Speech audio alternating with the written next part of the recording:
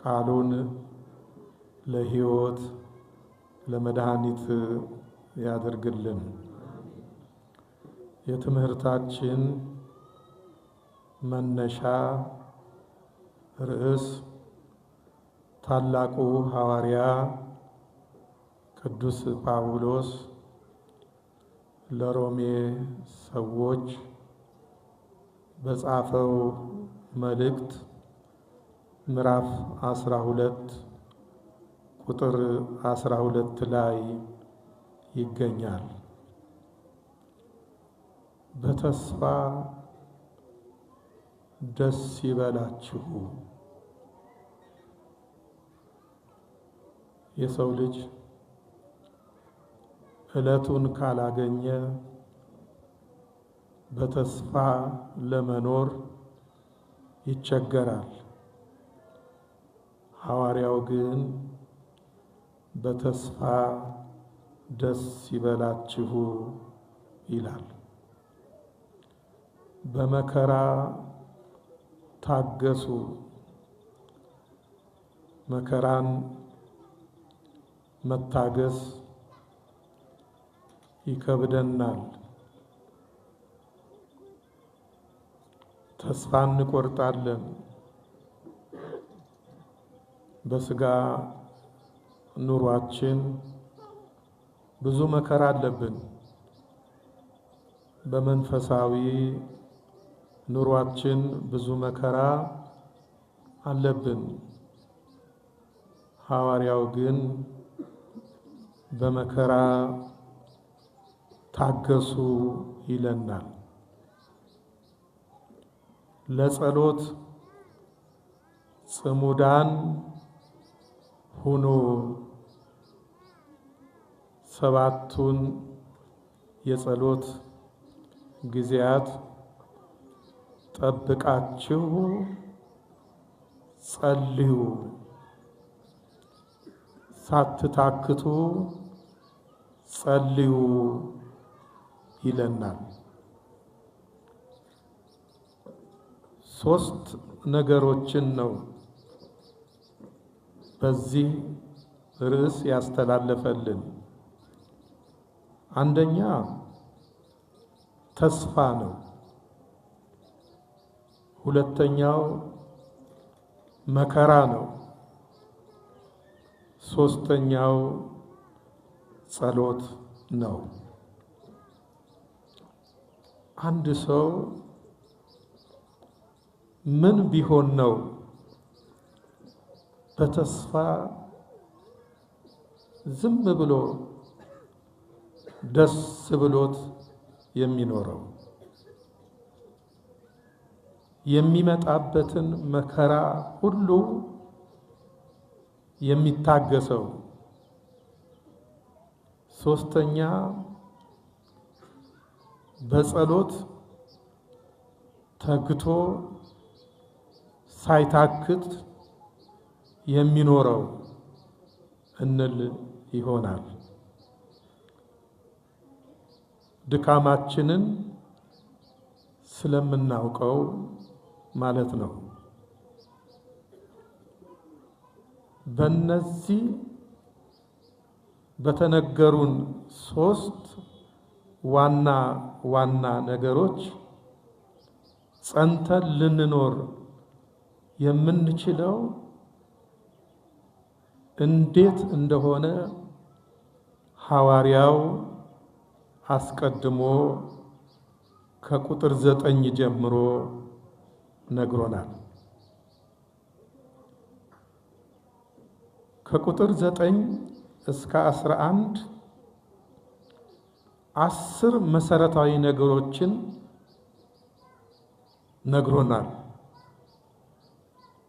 በእነዚያ ላይ ከተመሰረትን በተስፋ ደስ እያለን እንኖራለን። ቢርበንም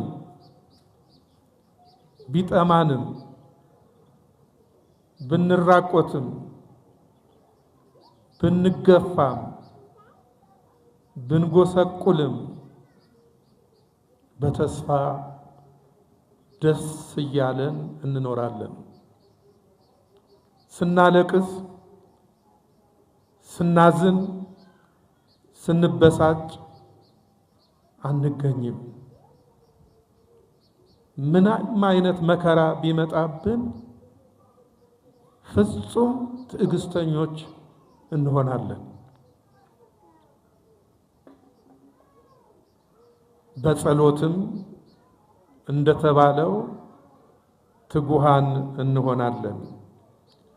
እነዚያ መሰረት የሆኑት 10 ነጥቦች ምንድናቸው? አጠር አድርገን እንመለከታለን። አንደኛ ተፋቀሩ ዘእንበለ ኑፋቄ፣ ፍቅራችሁ ያለ ግብዝነት ይሁን፣ ያለ ጥርጥር ይሁን። ወንድምን መውደድ ይጠቅም ይሆን አይጠቅም ይሆን ብላችሁ ሳትጠራጠሩ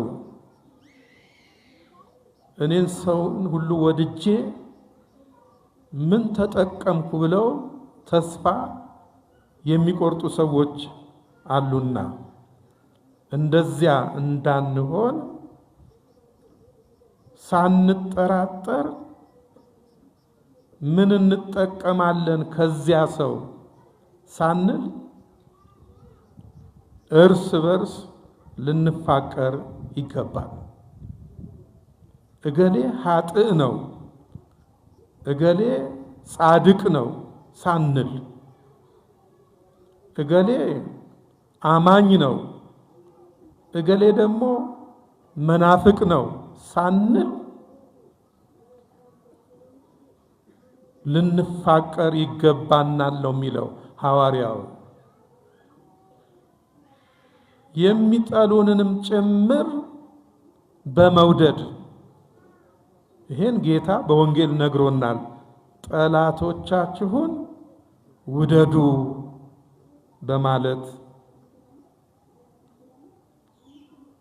ሁለተኛው ተጋሃሱ እምእኩይ ወትልው ሰናይ፣ ክፉን ትታችሁ መልካሙን ያዙ። ለምን እንዲህ አለን? አንዳንድ ጊዜ በኑሯችን ተስፋ እንቆርጥና በዓለም ተስፋ እንቆርጥና ክፉ ወደ ማሰብ፣ ክፉ ወደ መናገር፣ ክፉ ወደ መስራት እናዘነብላለን። እነገሌ ክፉ እያሰቡ ምን ሆኑ? ክፉ እየተናገሩ ምን ሆኑ? ክፉ እየሰሩ ምን ሆኑ? እያል ንጽጽር ውስጥ እንገባና እንቸገራለን።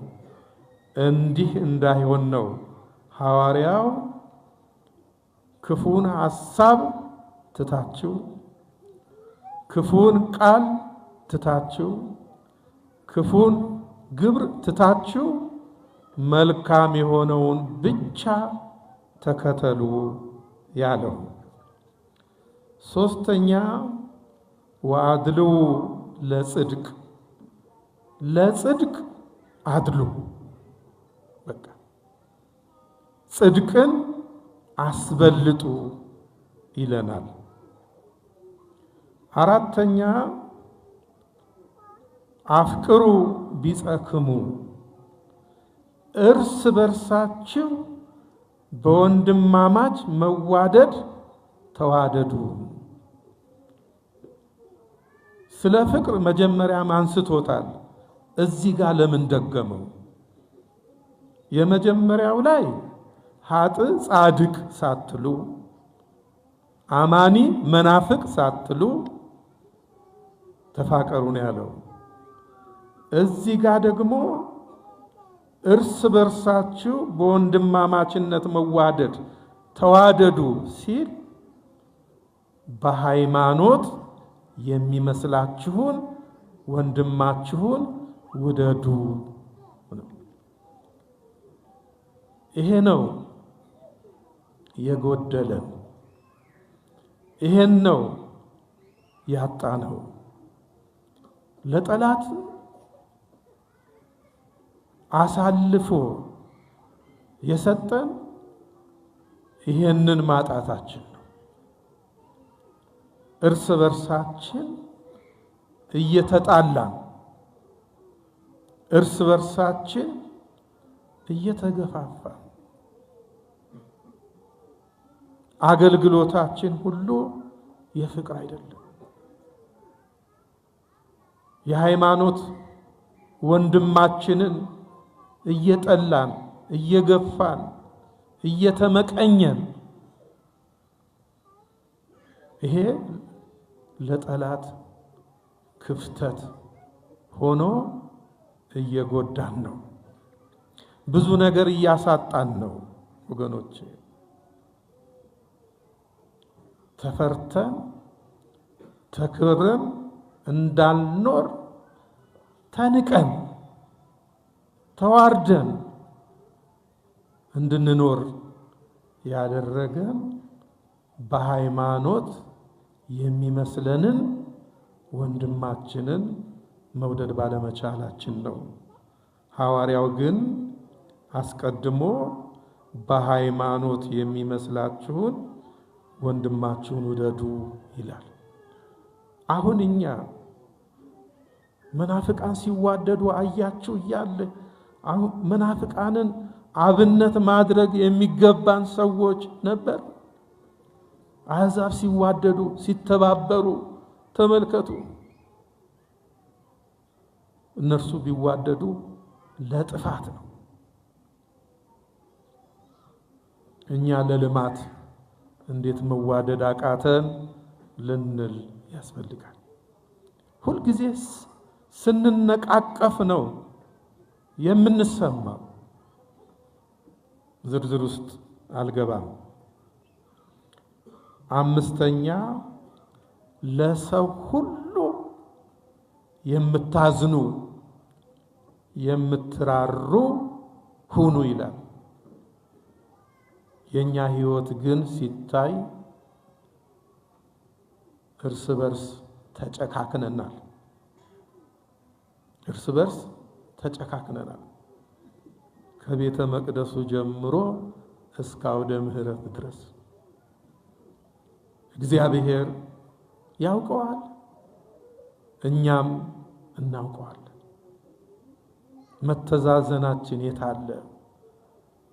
ርህራሄያችን የታለ ብለን ሕይወታችንን ልንመረምር፣ ሰውነታችንን ልንፈትን ይገባል። ስድስተኛ እርስ በርሳችሁ ተከባበሩ። እኔ ያላከበርኳችሁ ማን ያክብራችሁ? እናንተ ያላከበራችሁ ማን ያክብረኝ? ኦርቶዶክሳውያን እርስ በርሳችሁ ተከባበሩ። ምን ማለት ነው? እርስ በርሳችሁ ተረዳዱ። ገንዘብ ለሌለው ገንዘብ ሁኑት፣ ጉልበት ለሌለው ጉልበት ሁኑት፣ ዕውቀት ለሌለው ዕውቀት ሁኑት። እገሌ እኮ ደንቆሮ ነው አትበሉት፣ ዕውቀት ሁኑት። እገሌ ደካማ ነው አትበሉ፣ ጉልበት ሁኑት። እገሌ ደሃ ነው አትበሉ፣ ገንዘብ ሁኑት ሲል ነው ሐዋርያው ቅዱስ ጳውሎስ። ሰባተኛ መምህሮቻችሁን አክብሩ። መምህራኑን አክብሩ። እያከበርኩ ነው እንል ይሆናል። አክብሩ ሲል ምን ማለት ነው? እርዱ። መምህራኑን ካህናቱን እርዱ። በሁሉ እንዳይጎድልባቸው እንዳይሰቀቁ እርዱ። ይሄን ደግሞ እንዴት ነው የምንረዳው? አስራታችንን በማውጣት አስራታችንን የምናወጣ ከሆነ ካህናቱ ጾም አያድሩም፣ አይቸገሩም። በሙሉ ልባቸው በመዓልትም በሌሊትም ያገለግላሉ። መንፈሳውያን አባቶቻችሁ ናቸው። ሰው በስጋ ለወለደው ያስብ የለ የትኛው ይበልጣል ልንል ያስፈልጋል። ስምንተኛ ለስራ ከመትጋት አትስነፉ። እንኳን የታዘዛችሁትን ከዚያም አብልጣችሁ የትሩፋትን ስራ ስሩ ነው የሚለን ሐዋርያው። ዘጠነኛ በመንፈስ ሕያዋን ሁኑ። በመንፈስ ሕያዋን ሁኑ። ሙት መንፈስ አይኑራችሁ።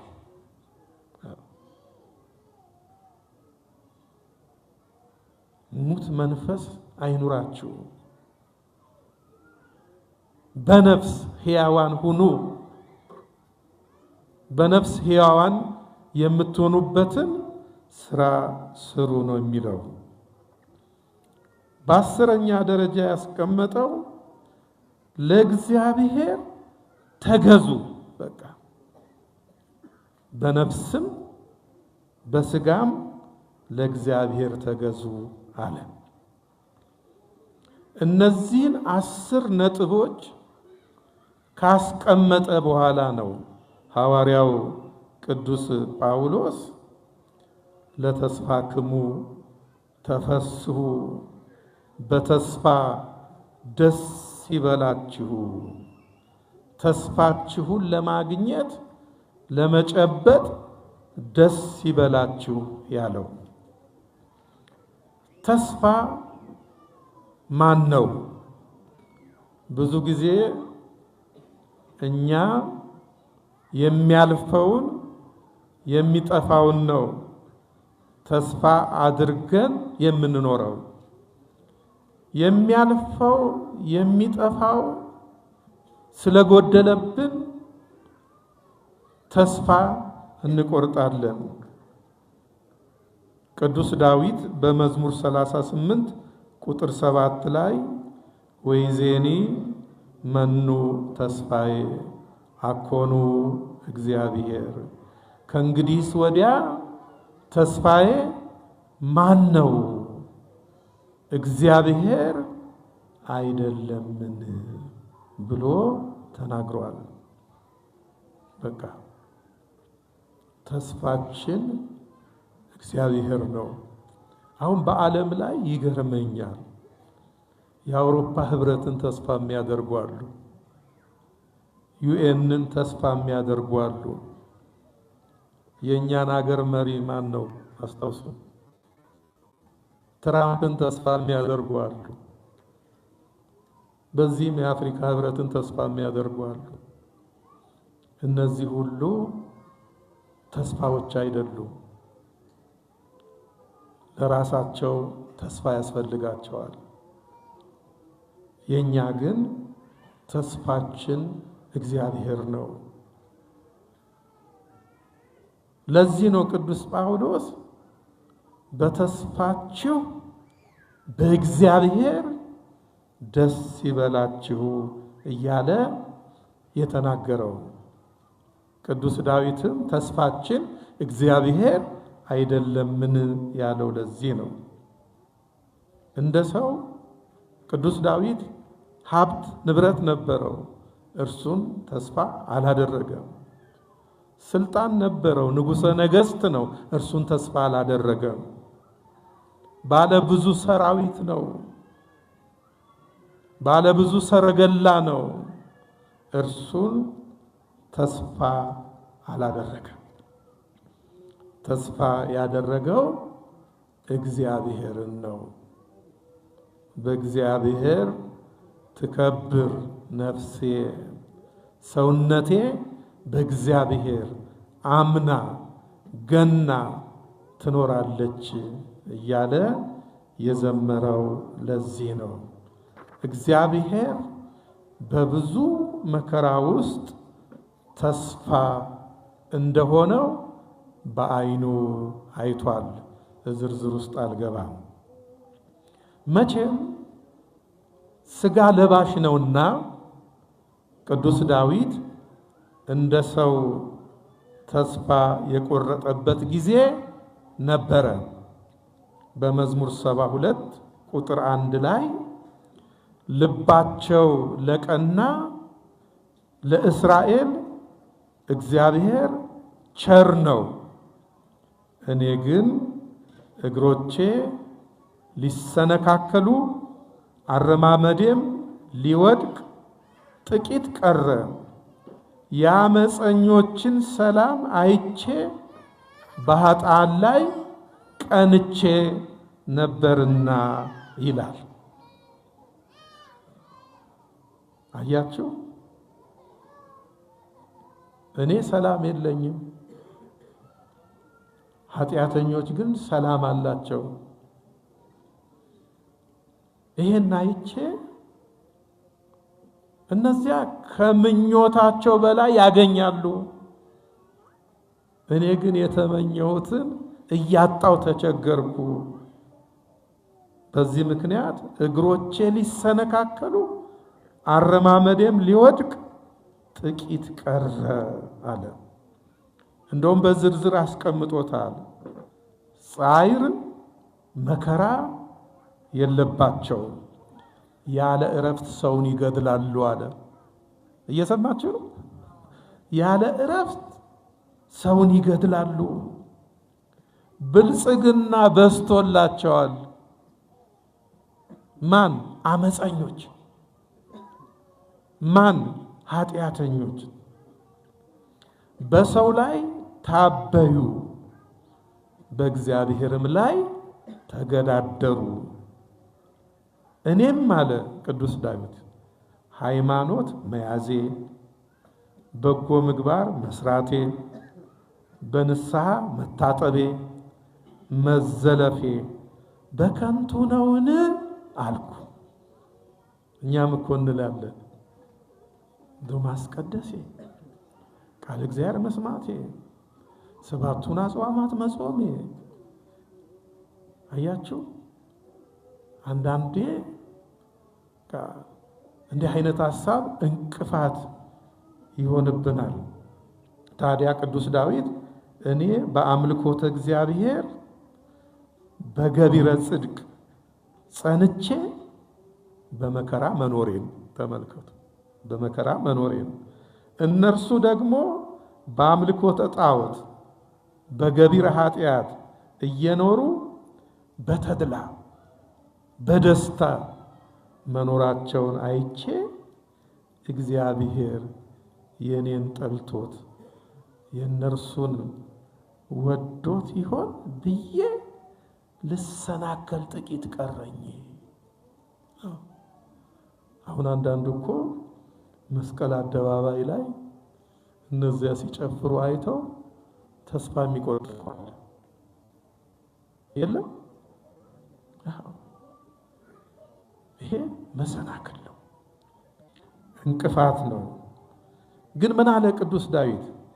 እንዲህ ማሰቤ ድካም ነው አለ፣ ስንፍና ነው። ወደ መጨረሻ ምን አለ? ነገር ግን በድንገት አጠፋቸው። አያቸው። ነገር ግን በድንገት ንገሩኝ አጠፋቸው አለ። ስለዚህ የአመፀኞች እድል ፈንታ ጽዋ ተርታ የጊዜ ጉዳይ ነው እንጂ ጥፋት ነው። ስለዚህ ተስፋ እንቁረጥ፣ በተስፋ ደስ ይበለን፣ መከራውን እንታገስ፣ ለጸሎት እንትጋ። ሰው ተስፋ የሚቆርጠው ባለው በተሰጠው ከማመስገን ይልቅ ራሱን ከሌላ ጋራ ማወዳደር ማነጻጸር ሲጀምር ነው። ክርስቲያኖች እንዴት ምን ብንሆን ነው ከመናፍቃን ጋር ራሳችን የምናነጻጽረው? ምን ብንሆን ነው ከአሕዛብ ጋር ራሳችን የምናነጻጽረው? ቅዱስ አትናቴዎስ አርዮሳውያን በስተው ቤተ መንግስቱንም ምኑንም ህዝቡንም ተቆጣጠሩት። አርዮሳውያን ታዲያ ምን አሉት? አትናቴዎስ አሉት። አቤት አላቸው። ብቻህን ቀረ፣ ዓለሙ በሙሉ አንተንም ወልድ ዋህድ የምትለውን ትምህርትህንም ጠልተውታል አሉት። ዓለሙ ጠልቶሃል አሉት። ምን መልሶ ይሆን? ተስፋ ቆርጦ ይሆን? እኔም ዓለምን አልፈልገውም አለ። ደስ አይልም? እኔም ዓለሙን አልፈልገውም ነው ያለው። ስለዚህ በዓለም አትቅኑ። የዓለምን ክፋት የዓለምን ጥፋት አይታችሁ ፈጽማችሁ ተስፋ አትቁረጡ። ቅዱስ ዳዊት ምንድን ነው ያለን? በመዝሙር 36 ቁጥር 1 ላይ በክፉዎች ላይ ንገሩኝ አትቅና፣ አመፃንም በሚያደርጉት ላይ አትቅና፣ እንደ ሳር ፈጥነው ይደርቃሉና እንደ ለመለመ ቅጠልም ፈጥነው ይረግፋሉና ይላል። እስቲ አንድ ታሪክ ኃይለ ቃሉን ብቻ ልንገራችሁ። መጽሐፈ መሳፍንት ምዕራፍ 6 ከቁጥር 1 ጀምሮ እስራኤላውያን ለ7 ዓመታት በምድያማውያን እጅ እንደወደቁ እናያለን። የእግዚአብሔር መልአክ ለጌዲዮን ተገልጦ እንዲህ አለው፣ አንተ ጽኑ ኃያል ሰው እግዚአብሔር ካንተ ጋር ነው አለው። እነ ጌዲዮን ያሉት በመከራ ውስጥ ነው። ተመልከቱ። ከርስታቸው ተነቅለው ከቤታቸው ወጥተው ኑሯቸው በየዋሻው በየፍርኩታው ሆኗል። ተመልከቱ። እግዚአብሔር ካንተ ጋር ነው አለው። ጌዲዮን የነሱን መከራ የምድያማውያንን ማየል አነጻጸረና ጌታዬ ሆይ አለው፣ እሺ እግዚአብሔር ከኛ ጋር ከሆነ ይህ ነገር ሁሉ ለምን ደረሰብን? ይህ ሁሉ መከራ ለምን ደረሰብን? እግዚአብሔር ከኛ ጋር ከሆነ ብሎ ነው የጠየቀው። ይሄ ምንድነው? እሱ በሚያልፍ መከራ ተስፋ ቆርጦ ማለት ነው። አሁን እኛም እግዚአብሔር ከኛ ጋራ ነው፣ እግዚአብሔር ከናንተ ጋራ ነው ስንባል እንደውም አንዳንዶች አውሮፓውያን አይቸገሩም፣ አይራቡም፣ አይጠሙም። አሜሪካውያን አይራቡም፣ አይጠሙም። እኛ ግን ሁልጊዜ ረሃብ ነው፣ ሁልጊዜ መጠማት ነው፣ ሁልጊዜ ችግር ነው፣ ሁልጊዜ ጦርነት ነው። እግዚአብሔር ከኛ ጋር ከሆነ ለምን ይሄ ሁሉ መከራ ይወርድብናል ብለን ዕለት ዕለት በህሊናችን እንደ ጌዲዮን የምንጠይቅ ሰዎች ነን። ወገኖቼ እኛ ብንራብ ብንጠማ በስጋ ነው። ነጮቹ ግን በነፍስ ነው። ተመልከቱ። የነፍስ ረሃብ አይከፋም? የነፍስ ረሃብ አይከፋም ወይ? ብዙ ዝርዝር ውስጥ መግባት ይቻላል። ስለዚህ የከፋ ነገር ያለው በእነርሱ ዘንድ ነው። ስለዚህ እግዚአብሔር ለኛ በሰጠን ነገር ተመስገን ብለን ልንኖር ይገባል እንጂ ፈጽመን ከሌላ ጋራ ራሳችን ልናነጻጽር አይገባም። እንኳን ከሌሎች ጋራ እርስ በርሳችንም ቢሆን ማለቴ ነው። ይበቃናል።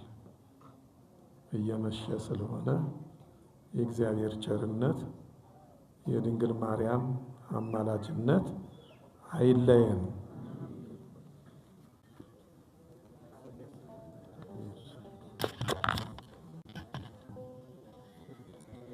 እሺ፣ ለመምህራችን ለመላከ ሰላም መምህር ደጀኔ ሽፈራው በአሜሪካ እንደምና ደብረ ሰላም መድኃኔዓለም ቤተክርስቲያን አስተዳዳሪ ስለ ተስፋ አንስተው በተስፋ ደስ ይበላችሁ በሚል ርዕስ አንስተው በዚህ በሮሜ 12 ላይ ምስጢሩን ከነ ኃይለ ቃሉን ከነ ምስጢሩ አዛምደው አዋህደው አከናውነው አስተምረውናልና እግዚአብሔር አምላክ እድሜ ዘመናቸውን ይባርክልን፣ ቃለ ሕይወትን ያሰማልን፣ እኛም ቃለ ሕይወት ያሰማን። እንግዲህ ያው የተነሱበት የትምህርታችን ጽንሰ ሀሳብ መሰረታዊ ዓላማው ካለንበት ዘመን አኳያ አንስተው ነው ያስተማሩን። እንግዲህ እንደምታዩት በዚህ ዓለም በተለይ በእኛ በኦርቶዶክስ ተዋሕዶ ቤተክርስቲያን በምዕመናን በካህናት ላይ ብዙ መከራዎች እየደረሱ ነው እና ያንን በማሰብ ነው እንግዲህ ተስፋ እንዳንቆርጥ። ከዚህ ቀደምም አባቶቻችን ለሃይማኖታቸው ራሳቸውን አሳልፈው ሰጥተዋል። እስመ በእንቲአሁ ቀትብነ ኩሉ አሚረ ወኮነ ከማባ ጊዜ ተብሁ፣ ሁልጊዜ ስላንተ ተገድለናል እንደሚታረዱ በጎች ሆነናል እያለ ቅዱስ ዳዊትም ሐዋርያው ቅዱስ ጳውሎስም ተናግሮታል። እና ክርስትና እምነት በዚህ ዓለም እንደምናየው አልጋ ባልጋ እንዳልሆነ፣ ተስፋችን ምድራዊ አይደለም ሰማያዊ እንደሆነ ነው። ይህን እንግዲህ በደንብ አድርገው ያስተማሩን። እግዚአብሔር አምላክ በድጋሚ እግዚአብሔር ይስጥልን፣ እድሜ ዘመናቸውን አምላክ ይባርክልን።